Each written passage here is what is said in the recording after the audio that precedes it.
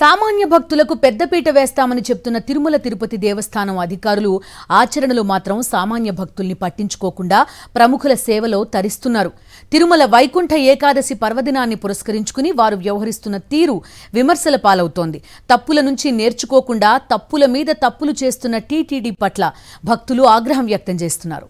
తిరుమల తిరుపతి దేవస్థాన చరిత్రలోనే ఎన్నడూ లేని విధంగా ఈసారి వైకుంఠ ఏకాదశి మొదటి 3 రోజులు కేవలం ఆన్లైన్లో రిజిస్టర్ చేసుకున్న భక్తులకు మాత్రమే, అందులోనూ లక్కీ డిప్లో ఎంపికైన వారికి మాత్రమే దర్శనం అవకాశం కల్పిస్తున్నారు. దాంతో వైకుంఠ ఏకాదశి రోజు శ్రీ వెంకటేశ్వర స్వామిని దర్శించుకోవాలని నెలల తరబడి ఓపికగా ఎదురుచూసిన భక్తులకు తీవ్ర నిరాశ ఎదురైంది.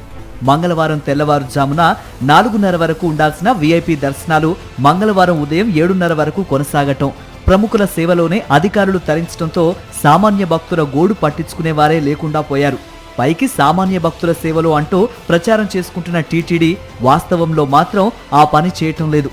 మంగళవారం వేకువజామున అంటే వైకుంఠ ఏకాదశి దర్శనం కోసం వచ్చిన వీఐపీల కోసం 6,800 టికెట్లు జారీ చేసి వారి సేవకే పరిమితమయ్యారు అధికారులు. వైకుంఠ ఏకాదశి సందర్భంగా కేవలం లక్కీ డిప్ ద్వారా ఎంపికైన వారికి మాత్రమే కొండ మీదకు అనుమతిస్తూ మిగిలిన వారిని కొండకు రాకుండా అలిపిరి మెట్ల మార్గం వద్ద నిలిపివేయడంతో భక్తులు తీవ్ర అసంతృప్తి వ్యక్తం చేశారు.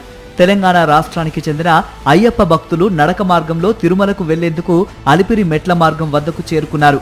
అక్కడున్న పోలీసులు వారిని నిలిపివేయడంతో అయ్యప్ప భక్తులు కొండ మీదకు వెళ్లకుండానే వెనక్కి వచ్చేశారు.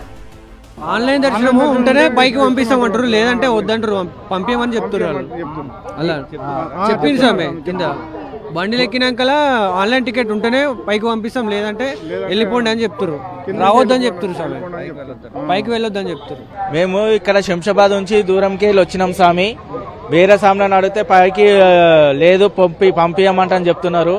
మేము ఖాళీ బయటికి ఇట్లా దేవుని పైన పోయి ఇట్లా దేవుని బయటికి వెళ్ళి మొక్కుదామని అనుకుంటున్నాం, కానీ అసలు పంపించము, మేము టికెట్ ఉంటేనే పంపిస్తామంటని అంటున్నారు.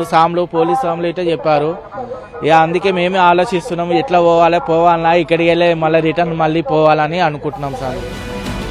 టీటీడీ ఆర్భాటంగా ప్రకటించి ఫ్లెక్సీల ద్వారా ప్రచారం చేస్తున్నది ఒకటి, ఆచరణలో అనుసరిస్తున్నది మరొకటి అని సామాన్య భక్తులను పట్టించుకునే పరిస్థితి లేదని భక్తులు వాపోతున్నారు.